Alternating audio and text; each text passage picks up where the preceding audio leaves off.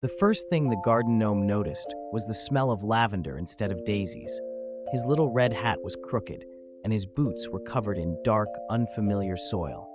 He sat up straight, blinking in the early morning light, and stared at rows of strange flowers, purple, yellow, and blue, none of which he remembered planting. Around him, tall sunflowers nodded in the breeze, and somewhere nearby, a fountain bubbled softly. He tried to remember how he got here, but everything was fuzzy after the thunderstorm last night. In his old garden, he always stood next to the big oak tree, watching over the tulips and the family of robins. Now there was no oak tree, only a twisty willow with silver leaves that glittered in the sunlight. The gnome wondered if the storm winds had picked him up and carried him away like a leaf. Curious and a little nervous, the gnome set off to explore. He tiptoed past a patch of snapdragons and waved shyly at a butterfly perched on a rose petal.